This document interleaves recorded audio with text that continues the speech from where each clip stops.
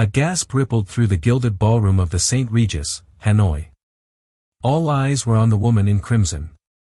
Her hand was still raised, her face a mask of triumph.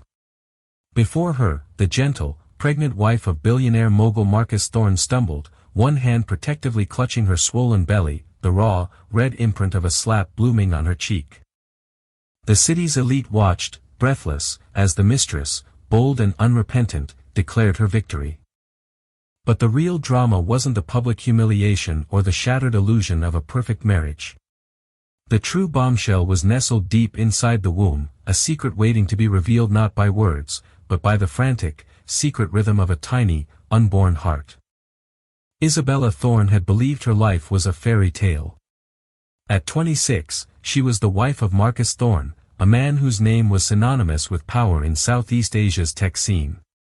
Their love story was the stuff of legend, a whirlwind romance that saw a humble art curator marry into one of Hanoi's most influential families. Marcus was her everything, charming, attentive, and fiercely protective. He had given her a life beyond her wildest dreams, a sprawling penthouse overlooking West Lake, a wardrobe filled with bespoke creations from designers like Song Tri, and a love that felt as solid as the ancient stones of the nearby Temple of Literature. Now, 6 months pregnant with their first child, a son, Isabella felt her world was complete. The nursery was a symphony of soft blues and creams, filled with handcrafted toys and imported furniture. Marcus had been ecstatic, hosting lavish dinners to announce the heir to the Thorne empire. He would often rest his hand on her belly, his eyes alight with a joy that seemed to mirror her own. "Our legacy, my love," he'd whisper, his voice thick with emotion. "Everything I do for you and for him." But lately, hairline cracks had begun to appear in the flawless facade of their life. Marcus was working later, his phone calls becoming more frequent and hushed. He attributed it to a new acquisition, a hostile takeover that required his undivided attention. Isabella, trusting and devoted, accepted his explanations. She'd wait for him, the chef-prepared meals growing cold on the polished mahogany table, her own reflection in the panoramic windows her only company.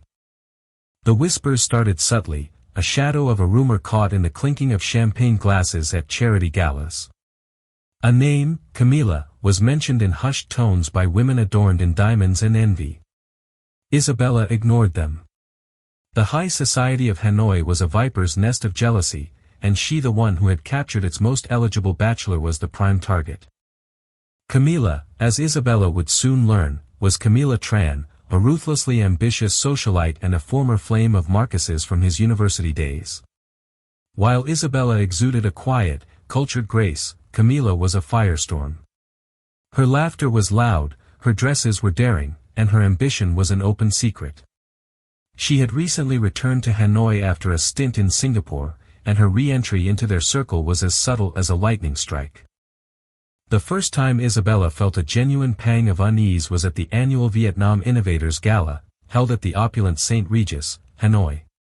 Marcus, who was receiving the top award, was uncharacteristically distracted all evening. His eyes kept flitting towards the entrance, his grip on her hand just a fraction too tight. And then Camilla had arrived. She wore a crimson dress that clung to her like a second skin, a stark, audacious slash of color in a sea of elegant pastels and classic blacks. She moved through the crowd with the predatory grace of a panther, her gaze locking onto Marcus across the ballroom. Isabella saw the flicker of something in her husband's eyes, not just recognition, but something deeper, more complicated. A ghost of a memory, a shared history that excluded her. Throughout the night, she watched as Camilla artfully cornered Marcus, her hand lingering on his arm, her laughter echoing a little too loudly in their conversations. Marcus, for his part, seemed flustered, a state so alien to his usual composed demeanor that it set Isabella's nerves on edge. "She's just an old friend, darling," he had reassured her later that night, his voice smooth as silk. A bit intense, but harmless. He had pulled her into his arms, his lips finding hers, and for a moment, the warmth of his embrace melted her fears. She wanted to believe him. To doubt Marcus was to doubt the very foundation of her world. But the seeds of doubt had been planted. A week later, a receipt for a lavish bouquet of black rosacea flower Isabella detested but knew was Camilla's favorite fell out of his briefcase. He'd brushed it off as a corporate gift. Then there was the late-night text that buzzed on his phone, a simple, "thinking of you," from a number he quickly deleted. The excuses became more elaborate, the distance between them growing from a hairline crack to a chasm. Isabella felt a profound and suffocating loneliness. The sprawling penthouse, once a symbol of her fairy tale life, now felt like a gilded cage. Her friends, mostly wives of Marcus's business associates, offered sympathetic but ultimately hollow words. They were part of this world. They understood its unspoken rules, the silent accommodations, the turning of a blind eye. But Isabella's heart, pure and perhaps a little naive, couldn't accept that. To her, love was not a transaction or an arrangement. It was a sacred, all-consuming truth. The pregnancy, once her greatest joy, now became a source of anxiety. She felt a desperate need to protect her unborn son, not just from the world, but from the encroaching shadows in her own home. She tried to talk to Marcus, to break through the wall he was meticulously building around himself. "Is everything all right, Marcus?" she asked one evening, her hand on his arm as he stared out at the city lights. "You seem so far away." He turned, his face a carefully constructed mask of affection. "Just stress, my love. This deal is draining. Once it's over, it'll be just the three of us. I promise." He tilted her chin up and kissed her, a perfunctory gesture that no longer reached his eyes. Isabella knew with a certainty that chilled her to the bone that he was lying. The deal wasn't about business. The hostile takeover was happening right under her own roof. And the enemy was not a rival corporation, but a woman in a crimson dress who smelled of black roses and broken promises. The fairy tale was over. Isabella was trapped, pregnant, and alone, standing on the precipice of a devastating truth, with no idea just how brutal the revelation would be. The breaking point arrived with an embossed, cream-colored invitation. The Thorn Corporation was celebrating its 50th anniversary with a grand ball. It was to be the social event of the season, a testament to the family's enduring legacy and power. For Isabella, it felt less like a celebration and more like a stage for the final act of her disintegrating marriage. In the weeks leading up to the event, Marcus was a whirlwind of activity, but his focus was sharp, his mood almost buoyant. He presented Isabella with a stunning midnight blue gown by a Parisian couturier and a sapphire necklace that mirrored the depths of Westlake. "You will be the most beautiful woman there," he said, his voice brimming with a sincerity she hadn't heard in months. "The mother of my son, the queen of my heart." For a fleeting, hopeful moment, Isabella allowed herself to believe him. Perhaps the affair, the whispers, the lies, had been a fleeting madness. Perhaps this night was his way of reaffirming their bond, of showing the world and her that she was the one who truly mattered.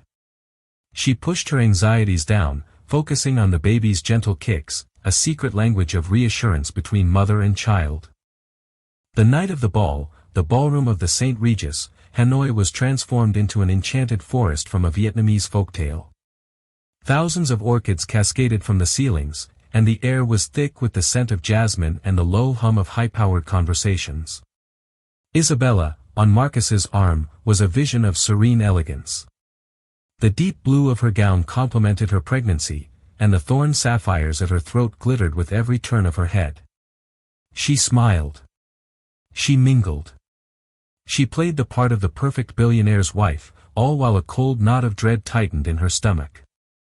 She knew Camilla would be there. It was inevitable. And sure enough, she saw her, holding court by the champagne fountain, not in her usual audacious red, but in a startlingly white, almost bridal gown. The dress was a deliberate, provocative choice, an open challenge. Camilla's eyes found Isabella's across the room, and she offered a slow, deliberate smile that was anything but friendly. Marcus stiffened beside her. "Ignore her," he murmured, his grip on her elbow becoming possessive. "Tonight is about us." But Camilla had no intention of being ignored. As the night wore on, she seemed to be everywhere Isabella was. If Isabella moved to the terrace for a breath of fresh air, Camilla would appear moments later, her laughter sharp and piercing. If Isabella paused to speak with an acquaintance, Camilla would glide past, her perfume the cloying scent of black roses leaving a toxic trail. It was a calculated campaign of psychological warfare, and it was working. Isabella's composure began to fray. The climax came just after the main speeches. Marcus had just delivered a moving tribute to his family and the future of his company, concluding with a toast, "To my beautiful wife, Isabella, and our son, who will one day lead this legacy." The room erupted in applause. Beaming, Marcus turned to kiss her, a public display of affection designed to cement their image as the perfect couple. It was in that moment of manufactured bliss that Camilla made her move.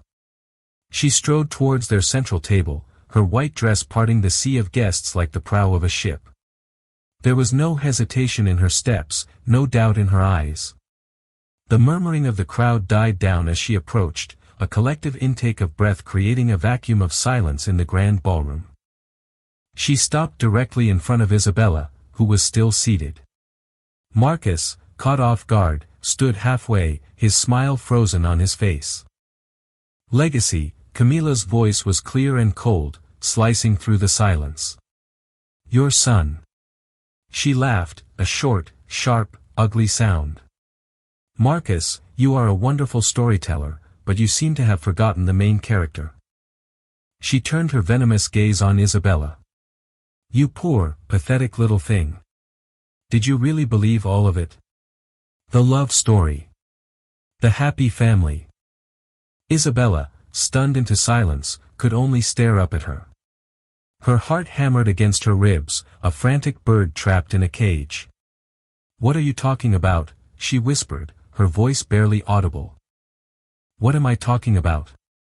Camilla's voice rose, theatrical and cruel. "I'm talking about the fact that the child you are carrying is not the only thorn heir. I'm talking about the fact that Marcus has been with me, in my bed, every night he told you he was working late." Gasps rippled through the room. People were now openly staring, their phones discreetly raised to capture the unfolding drama. Marcus finally found his voice. "Camilla, that's enough. You're making a scene." "I'm making a scene," she shrieked, her composure finally cracking to reveal the raw fury beneath. "You're the one who has been living a lie. You promised me, Marcus. You promised you would leave her." She then looked back at Isabella, her eyes filled with a terrifying mix of pity and contempt. "He was never going to leave me. This," she gestured at Isabella's belly, "was just a little complication. An heir for the public. But his heart, his passion that belongs to me." Isabella felt the world tilt on its axis. The faces of the guests blurred into a grotesque gallery of gawking masks. She looked at Marcus, silently pleading with him to deny it, to say something, to defend her. But he stood there, his face pale, his eyes darting between the two women, a trapped animal. His silence was the only confession she needed. Tears welled in Isabella's eyes, hot and shameful. She felt a protective instinct surge through her, a primal need to shield her son from this ugliness. She tried to stand, to escape the suffocating scrutiny. "Please stop," she managed to say. But Camilla was not finished. She saw the tears, the vulnerability, and she went in for the kill. "You think you've won? You think this baby solidifies your position? You are nothing but an incubator. A vessel."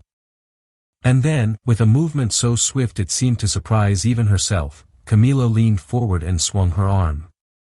Crack. The sound was sharp and shockingly loud in the silent room. Isabella's head snapped to the side, the force of the blow sending a jolt through her entire body. A collective, horrified gasp erupted from the onlookers. For a moment, there was only the stinging heat on her cheek and the stunned realization of what had just happened. Camilla, the mistress, had slapped the pregnant wife of Marcus Thorne in front of everyone. Isabella stumbled back, her hand flying to her cheek, but her other arm wrapped instinctively, desperately, around her stomach. The humiliation was a physical blow, a crushing weight that stole the air from her lungs. She looked at the faces around her, the shock, the pity, the morbid curiosity. She looked at Marcus, whose face was a canvas of horror and indecision.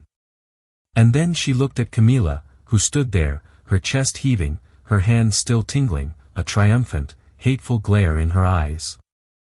The fairy tale had not just ended. It had been violently, publicly, and irrevocably shattered. And as a sharp, cramping pain shot through her abdomen, Isabella realized the slap was not the most painful blow she would receive that night. The real agony was just beginning. The slap echoed in the cavernous ballroom, a definitive, brutal end to the night's festivities. The immediate aftermath was a chaotic tableau of shock and confusion. For a heartbeat, everyone, including Marcus, seemed frozen. Then the world lurched back into motion. Isabella, her mind reeling from the dual assault of humiliation and physical pain, felt her knees buckle. The sharp cramp in her lower abdomen intensified, radiating outwards in a wave of pure agony. A small, involuntary sob escaped her lips. "My baby," she whispered, her voice choked with terror. Her protective instinct overrode everything else, the shame, the anger, the betrayal. All that mattered was the tiny, precious life inside her. It was not her husband who caught her. It was his father, Arthur Thorne, the family patriarch, who had been watching from a nearby table with an expression of grim fury. He surged forward, his old but still powerful frame moving with surprising speed, catching Isabella's arm just as she was about to collapse. "Get her a chair. Someone call a doctor," he bellowed, his voice accustomed to commanding boardrooms cutting through the stunned murmurs of the crowd. Marcus finally snapped out of his paralysis. "Isabella," he rushed to her side, his face a mess of panic and guilt. "My God, are you all right?" He reached for her, but she flinched away. Her eyes, filled with more pain than he had ever seen, met his. In that single, searing glance, he saw the complete and utter destruction of her trust in him. Camilla, meanwhile, seemed to realize the enormity of her actions. The triumphant fire in her eyes was replaced by a flicker of panic. Assaulting anyone in this public manner was scandalous. Striking a pregnant woman was a cardinal sin, even in the morally flexible world of the super-rich. She took a half-step back, her gaze darting towards the exits. She had intended to cause a scene, to force Marcus's hand, but this was spiraling out of control. I didn't mean," she began, but her words were cut off by Arthur Thorne's glacial stare. "You," he said, his voice low and lethally soft, "will not move an inch." Security. Two imposing men in dark suits materialized at his side. "Escort Ms. Tran to a private room and do not let her leave." Camilla's face paled. She opened her mouth to protest, but one look at the unyielding fury in Arthur's eyes silenced her. Without another word, the guards flanked her and guided her away, her white dress now looking less like a bridal gown and more like a shroud. All focus was now on Isabella. She was gasping, her breaths coming in shallow, ragged pants. The cramping was getting worse. "It hurts," she cried, clutching her belly as if she could physically hold her son in place. "Marcus, it hurts." Despite her flinching away, her fear-driven instinct was to call out to the man she still, on some level, saw as her protector. Marcus, his face ashen, knelt before her. "I'm here, Isabella. I'm so sorry. We'll get you to the hospital." He tried to take her hand, and this time she let him, her fingers gripping his with a desperate strength. The St. Regis staff, trained for any contingency, moved with quiet efficiency. A makeshift screen was erected around the table, affording the Thornes a sliver of privacy from the hundreds of prying eyes. A medic, who was on standby for the event, was at Isabella's side in moments, taking her pulse, his face grim. "Her blood pressure is dangerously high. She's cramping. We need to get her to a hospital immediately. The FV hospital is the closest with a top-tier maternity ward." The logistics of the escape were a blur to Isabella. She was vaguely aware of being transferred to a wheelchair, of being wheeled through service corridors and down a private elevator, away from the whispers and the stares. The journey was a torment of pain and fear. Every bump in the road sent a fresh wave of agony through her. She kept her eyes squeezed shut, her hand never leaving her belly, whispering her son's Namia mantra against the encroaching darkness. Marcus sat beside her in the back of his Maybach, a silent, tormented figure. The mask of the powerful CEO was gone, replaced by the raw fear of a man watching his world crumble due to his own weakness. He kept murmuring apologies, a litany of, "I'm sorry, Isabella, I never wanted this, please be okay." Isabella didn't respond. His words were meaningless static, the buzzing of a fly in a hurricane. The man whose promises had built her world had just stood by and watched it be demolished. His apologies were not for her, they were for himself. They were the desperate pleas of a guilty man trying to absolve himself, and she had no comfort to offer him. She felt a terrifying wetness between her legs, and a fresh surge of panic rose in her throat. "Something's wrong," she gasped, her eyes flying open and locking with his. "Marcus, something is wrong with the baby." The terror in her voice finally seemed to penetrate his self-pity. He barked at his driver, "Faster. For God's sake, drive faster." As the limousine sped through the glittering, indifferent streets of Hanoi, leaving the scene of her humiliation far behind, Isabella felt a strange and chilling calm settle over her. The physical pain was immense, but it was the emotional agony that was truly defining. The slap had been a catalyst, a violent act that had shattered the gilded cage. But what echoed in its wake was not just the sound of a hand hitting skin, but the deafening silence of her husband's betrayal. It was the echo of a lie she had been living, a lie that was now threatening to cost her the only thing that mattered. She was no longer just fighting for her marriage or her dignity. She was fighting for her son's life. The emergency entrance of the FV hospital was a blur of harsh fluorescent lights and urgent, controlled chaos. A team was waiting, alerted by Arthur Thorne's influential call. Isabella was swiftly transferred from the wheelchair to a gurney, the transition jarring her body and eliciting another cry of pain. Doctors and nurses swarmed around her, their voices a calm but urgent flurry of medical terminology. Pregnant, 26 weeks, presenting with severe abdominal cramping and signs of bleeding following a physical altercation. BP is 160/100. Tachycardic. Get her to the maternity ward, stat. Prep for an ultrasound. We need to check for placental abruption. Marcus was shunted to the side, rendered powerless and irrelevant by the medical professionals who now held his wife's and child's lives in their hands. He stood in the corridor, his tuxedo looking absurdly out of place, his hand stained with a small amount of Isabella's blood where he had tried to comfort her. He watched as they wheeled her away, her hand still protectively on her belly, her face pale and etched with fear. The doors swung shut behind her, leaving him alone with the crushing weight of his guilt. Inside the examination room, the atmosphere was tense. Isabella was gently helped into a hospital gown, her beautiful midnight blue dress unceremoniously cut away. The pain was a constant, terrifying rhythm. A kind-faced, middle-aged female doctor, Dr. Lon, introduced herself as the head of obstetrics. "Isabella, my name is Dr. Lon. We're going to take very good care of you and your baby," she said, her voice a beacon of calm in the storm. "We need to do an ultrasound to see what's happening. I need you to try and stay as still as possible." Isabella nodded, tears streaming silently down her temples. Is my baby going to be okay?" "We're doing everything we can to ensure that," Dr. Lon said, her reassuring tone never wavering, though her eyes betrayed the seriousness of the situation. "Let's have a look." The room fell silent as the ultrasound technician applied the cold gel to Isabella's stomach.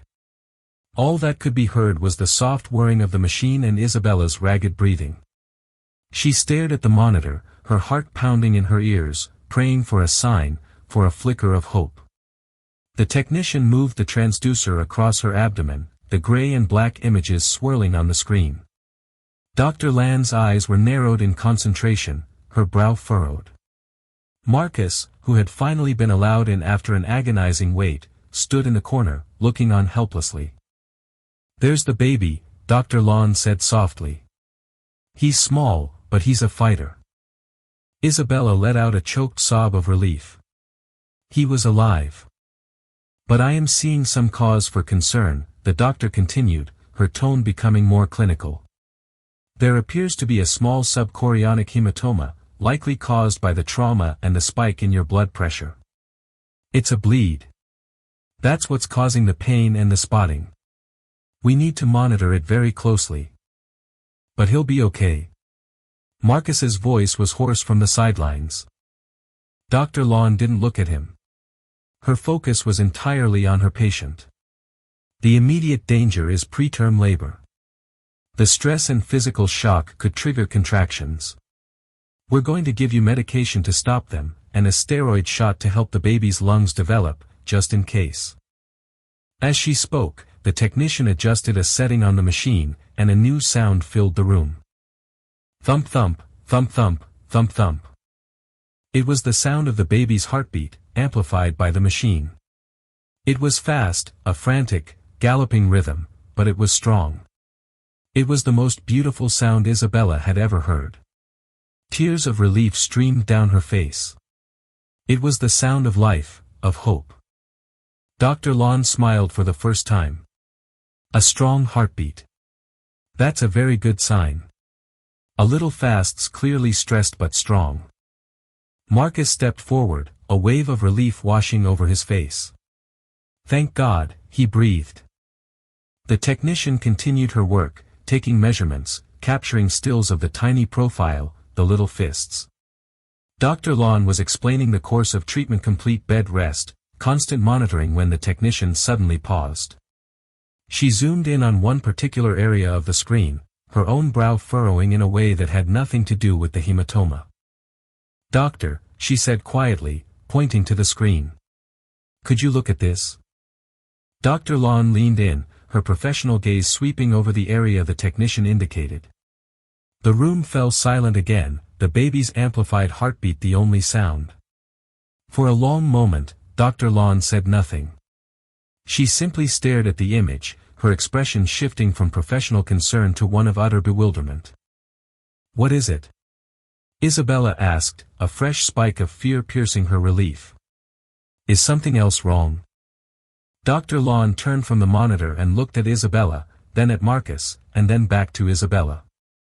Her face was a complex mask of confusion and something else, something that looked like disbelief. "Run the Doppler again," she instructed the technician. "Amplify it." The technician complied. The thump-thump sound filled the room once more, but this time the technician moved the transducer just a few centimeters, and then another sound joined the first. Thump-thump, thump-thump, thump-thump, thump-thump, thump-thump, thump-thump. It was a second heartbeat, distinct, separate, yet beating in an almost identical frantic rhythm. It was unmistakable. The room, which had been filled with one frantic heartbeat, was now filled with the sound of two. Isabella stared at the screen, then at the doctor, her mind unable to process the sound. "What is that?" Marcus stepped closer to the screen, his eyes wide with confusion. "Is that an echo? What's wrong with the machine?" Dr. Lon slowly shook her head, her eyes still locked on the monitor where two tiny, flickering forms were now visible. She looked up at Isabella, her voice barely a whisper. "Mr. Thorne, there is nothing wrong with the machine." She took a deep breath, as if steeling herself to announce something utterly impossible. "Isabella, you're not carrying one baby." She pointed a trembling finger at the screen, at the two distinct sacs, at the two tiny, flickering hearts beating in terrified unison. "You're having twins." The revelation hung in the air, a fact so stunning, so completely unexpected that it defied all logic. All the previous scans, conducted by a top society doctor chosen by Marcus, had shown only one baby, one boy, the heir. Marcus had been there every time, beaming as he looked at the grainy image of his son. A wave of dizziness washed over Isabella. Twins? How was that possible? They had done scans at 8 weeks, 12 weeks, and the detailed anatomy scan at 20 weeks. All had shown one baby, a single, healthy boy. Then a darker, more insidious thought began to form in the recesses of her mind, born from the night's catastrophic betrayals. She looked at Marcus, whose face was not filled with the joy of an unexpected blessing, but with a ghostly pallor of pure, unadulterated shock. His expression was not one of confusion. It was the look of a man whose carefully constructed lie had just been blown apart by the most undeniable, most irrefutable truth of all. The society doctor, the man he had chosen. The insistence on it being a boy. The unwavering certainty. But all the other scans, she began, her voice trembling as the horrifying implication began to dawn on her. Dr. Pham always said it was just one. Marcus couldn't meet her gaze. He stared at the screen, at the 2 heartbeats that had just exposed him, his mind clearly racing, searching for an escape that didn't exist. And in that moment, Isabella understood. The slap, the affair, the public humiliation, that was just the prelude. This was the true betrayal. It wasn't just a simple case of infidelity. It was a deception so profound, so calculated that it had targeted the most sacred space in her life, her own body, her own children. Dr. Lon, sensing the monumental shift in the room, spoke gently. Sometimes a twin can be hidden, tucked behind the other, especially if the sonographer isn't specifically looking. But at 26 weeks, it's unusual to miss. Very unusual.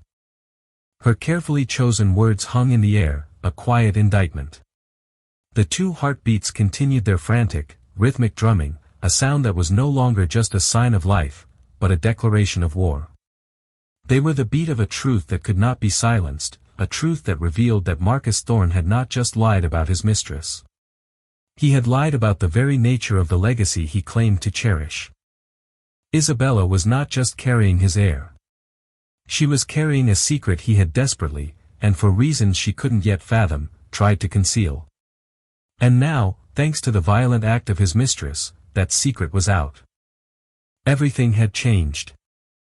The revelation of the second heartbeat did not bring joy. It detonated in the sterile hospital room like a silent, devastating bomb, obliterating the last vestiges of Isabella's shattered reality. The sound of the 2 tiny hearts beating in unison was a testament not to a miracle, but to a monstrous, calculated deception. Isabella lay on the hospital bed, the doctor's words echoing in her ears. "You're having twins." She looked at Marcus. Truly looked at him for the first time since the news broke. The panic on his face was undeniable, but it was laced with something else, the cold, hard glint of a man cornered. It was the look of a king whose carefully constructed kingdom had just been set ablaze. "You knew," she whispered, her voice devoid of tears, stripped bare to a chilling monotone. It wasn't a question. It was a statement of fact, a verdict. "You knew, and you lied." Marcus flinched as if she had slapped him. "Isabella, no. How could I have known? It's a surprise, a blessing." His attempt at feigned delight was pathetic, a transparently false performance that was an insult to her intelligence. "A blessing?" Her voice rose, laced with a hysterical edge. "You stood there at every appointment with Dr. Pham, your hand-picked physician, looking at the screen and telling me about our son, the Thorne heir. Was he in on it, too? Did you pay him to lie, to erase one of our children from existence?" The accusation hung in the air, ugly and undeniable. Dr. Lon and the technician suddenly became very busy, averting their eyes, offering the illusion of privacy where none existed. "That's a crazy accusation," Marcus stammered, running a hand through his perfectly styled hair, messing it for the first time all night. "Why would I do that? Why would I hide one of my own children?" "I don't know." Isabella's voice cracked, the raw pain finally breaking through her shock. "Maybe one was a boy and one was a girl and you only wanted the boy. Maybe you have some sick, twisted reason I can't even begin to imagine. But you knew. Your shock wasn't surprise, Marcus. It was the terror of being caught. The 2 heartbeats, still thumping steadily from the monitor, served as a relentless, rhythmic jury. Thump thump. Thump thump. Guilty. Guilty. Before Marcus could formulate another lie, the door opened and his father, Arthur Thorne, swept in. The patriarch's face was a thundercloud of controlled rage. He had clearly been briefed. He took in the scene, Isabella, pale and trembling with fury on the bed, Marcus, cornered and sweating, the damning image still frozen on the ultrasound screen. Arthur's gaze fell on his son, and the disappointment in his eyes was so profound it was almost a physical force. "I have just had a very enlightening conversation with the hospital administrator," he said, his voice dangerously calm. "And I took the liberty of placing a call to your Dr. Pham. A very nervous man, Dr. Pham. It seems his records from your last scan have been misplaced." Marcus visibly paled. The unspoken threat was clear.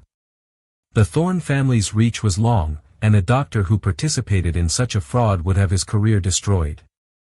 "Father, this is a misunderstanding," Marcus began, his voice pleading. "Silence," Arthur commanded, and Marcus, for all his billions and his power, obeyed like a chastened child. Arthur walked to Isabella's bedside, his expression softening as he looked at her, a flicker of genuine compassion in his hardened eyes. "Isabella," he said gently, "I am profoundly sorry for the humiliation you suffered tonight, and for this unforgivable deception. Whatever my son has done, the Thorne family will not abandon you or your children." He glanced at the monitor, a flicker of wonder crossing his face at the sight of the 2 distinct forms, 2 potential heirs.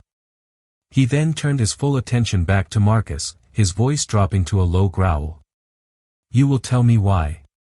You will tell me why you would deny your own blood. Now." Trapped between his furious father and his devastated wife, Marcus finally broke. The lies, the bravado, the carefully maintained facade all crumbled. He slumped into the chair in the corner, his head in his hands. "It was complicated," he mumbled. "Complicated does not suffice when you are lying to your wife about the existence of your child," Arthur thundered. Marcus looked up, his face a mask of desperation. "It was Camilla," he said, his voice barely a whisper. She's pregnant, too." The air was sucked out of the room. Isabella felt a fresh wave of nausea so intense she thought she would be sick. It was a betrayal on a scale she could never have conceived. "I found out a few months ago," Marcus continued, the confession tumbling out of him in a torrent of self-pitying misery. "She claimed it was mine. She threatened to go public, to ruin everything, the anniversary, the launch of the new subsidiary. The timing was a disaster.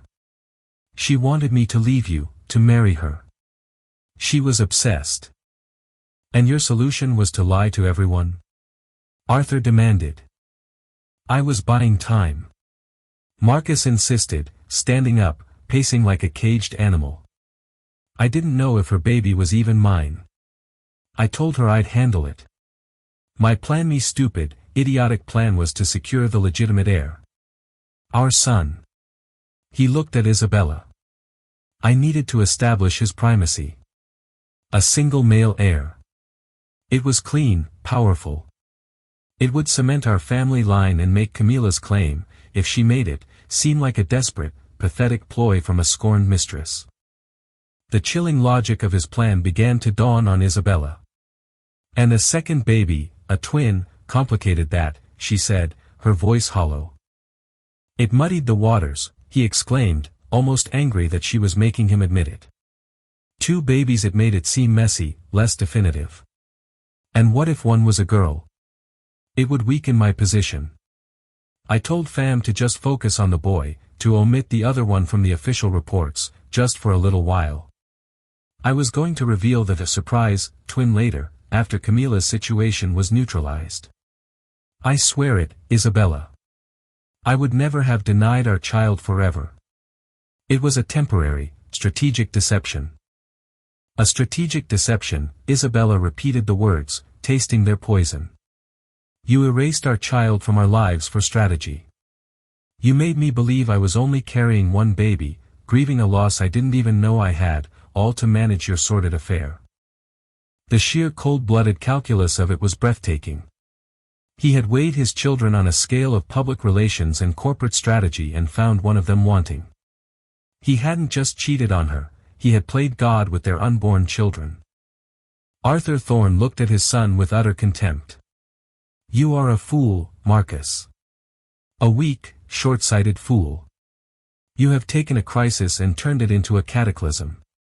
You have dishonored your wife, your name, and your own unborn children. All to appease a venomous viper you were too weak to discard. He turned back to Isabella, his decision made. Isabella, you will want for nothing. The full resources of the Thorne family are at your disposal. You and your children will be protected. As for you, Marcus, he said, his voice dropping to absolute zero, you are relieved of all your duties at Thorne Corporation, effective immediately. Your assets are frozen. You will go to the country house, and you will not leave until I summon you. You have made your bed of lies. Now you will lie in it. Alone. The verdict was absolute. In the space of a few hours, Marcus Thorne had gone from the king of Hanoi's business world to a dethroned, disgraced exile. He stared at his father, then at his wife, his mouth opening and closing with no sound coming out. There was nothing left to say. His lies had unraveled, and in doing so, had unraveled him completely. Isabella watched him, feeling not a shred of pity, only a vast, empty coldness where her love used to be. The man she had married was a stranger, a moral void hidden behind a handsome face and a charming manner. The trauma of the night, the slap, the terror had forged something new inside her. The meek, trusting art curator was gone. In her place was a mother of two, a woman who had been pushed to the absolute limit and had found not an abyss, but a core of steel. The two heartbeats on the monitor continued their steady, strong rhythm. They were the only truth left in the room. They were her truth. And she would protect them, and herself, with a ferocity that Marcus and his mistress could not possibly comprehend. The war was just beginning. The week that followed was a cocoon of enforced tranquility and simmering rage. Isabella remained at the FV hospital, not just for medical reasons, but for sanctuary. Her suite was transformed into a command center, a fortress from which she would plan her counteroffensive. The hematoma was stable, the risk of preterm labor had subsided, and the two tiny heartbeats that had appended her world grew stronger each day. They were her fuel, her purpose. Arthur Thorne was true to his word.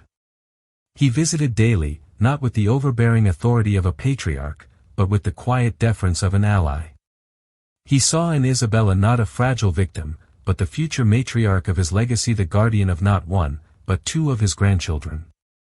He provided her with the best legal team in Vietnam, a group of sharp, merciless lawyers who specialized in high-stakes divorces. Spare no expense, Arthur had told them in Isabella's presence. I want this handled with the subtlety of a guillotine. Clean, final, and entirely in Ms. Isabella's favor. Marcus was gone, banished to a remote Thorne estate in the highlands of Dalat. His name was scrubbed from the corporate website, his office cleared out. The official story, meticulously crafted by Arthur's PR team, was that Marcus had stepped down for personal health reasons to focus on his family during a difficult pregnancy. The story was just plausible enough to quell the rampant speculation. But the real story, the one whispered in boardrooms and elite social circles, was that the king had been ruthlessly deposed. Camilla Tran was also dealt with. Arthur's investigators had worked with surgical precision. They uncovered her own web of debts and deceit. The pregnancy she claimed was real, but a discreetly obtained DNA test from a coffee cup she'd used proved what Arthur had suspected: the baby wasn't Marcus's. It belonged to a married Singaporean businessman she had been seeing concurrently. Armed with this proof, Arthur's lawyers presented her with a simple, non-negotiable choice: disappear quietly with a modest one-time settlement and a signed NDA, or face public exposure, fraud charges, and the unmitigated wrath of the Thorne family. Camilla, a pragmatist above all else, took the deal and vanished from the Hanoi social scene as quickly as she had appeared. But for Isabella, these victories were peripheral. Her focus was singular. It wasn't about revenge on Camilla or even about punishing Marcus anymore. It was about reclaiming her narrative and securing an unassailable future for her children. During her days in the hospital, she began to change. The soft, deferential woman who had once organized art exhibitions was replaced by a shrewd, calculating strategist. She devoured the financial reports her lawyers brought her, learning about trust funds, share allocations, and corporate governance. She had once loved Marcus for his charm and ambition. Now she studied the architecture of the empire he had built, not with admiration, but with the critical eye of a conqueror. Her gambit, when she finally revealed it to her lawyers and a stunned but impressed Arthur Thorne, was audacious. "I don't want a simple divorce settlement," she announced one afternoon, her voice clear and steady. The hospital suite was bathed in the soft afternoon light, and she was propped up in bed, surrounded by financial documents, looking more like a CEO than a patient. "I don't want cash or property or alimony." Her lead lawyer, a formidable woman named Ms. Vi, raised an eyebrow. "Ms. Isabella, given the circumstances, the infidelity, the public assault, the staggering fraud regarding the children, you are entitled to one of the largest settlements in this country's history." "A settlement makes me a pensioner of the Thorne family," Isabella stated calmly. "It makes me a wealthy victim. I have no interest in being a victim." She looked directly at Arthur. "Marcus's shares in Thorne Corporation, his voting rights, his seat on the board. I want them transferred to a trust. A trust that I control as the sole trustee, for the benefit of my children." Arthur stared at her, his expression unreadable. Ms. Vi's jaw practically dropped. Isabella was not asking for a piece of the pie. She was demanding control of the bakery. "He will never agree to that," Ms. Vi said. "That's his identity, his life's work." "He will agree," Isabella said with chilling certainty. "Because the alternative is that I don't sign a non-disclosure agreement. The alternative is that I give a full, exclusive interview to the Wall Street Journal. I will tell them everything, about the affair, about the public assault by his mistress, and about the meticulous, medically assisted fraud he perpetrated to hide the existence of one of his own children for strategic gain." She let the threat hang in the air. It was mutually assured destruction. The scandal would not just destroy Marcus's reputation permanently, it would taint the Thorne Corporation name for a generation. It would cause shareholder panic, invite regulatory scrutiny, and become a legendary case study in corporate malfeasance and moral bankruptcy. "I will detail how Dr. Pham was pressured to falsify medical records," she continued, her eyes locked on Arthur. "I will explain that my husband's immediate reaction to discovering he was having twins was not joy, but terror at his lie being exposed. I will paint a picture of a man, and a corporate culture, so obsessed with a clean, powerful narrative of a single male heir that it was willing to deny a child's very existence." Arthur remained silent, his steepled fingers covering his mouth. He was a ruthless businessman, and he recognized the move for what it was, a brilliant, perfectly executed checkmate. Isabella had found his single greatest weakness, his obsession with the family legacy. She was using the sanctity of that legacy, which Marcus had so carelessly desecrated, as her ultimate weapon. She wasn't threatening to take his money, she was threatening to burn his kingdom to the ground. Finally, he spoke, a slow smile spreading across his face. It was a smile of pure, unadulterated respect. "He'll sign," Arthur said, nodding to Ms. Vi. "Draw up the papers." The meeting with Marcus was arranged a week later, after Isabella was discharged and settled into a new, secure penthouse, one chosen and paid for by her from an advance on the trust. The location was neutral, a private conference room at the Sofitel Legend Metropole Hanoi, a place of old-world power. Isabella walked in, not as a victim, but as an equal. She had given birth 2 days prior to 2 small but healthy babies, a boy, Leo, and a girl, Luna. The birth had been premature but uncomplicated. Her body was tired, but her spirit was forged in iron.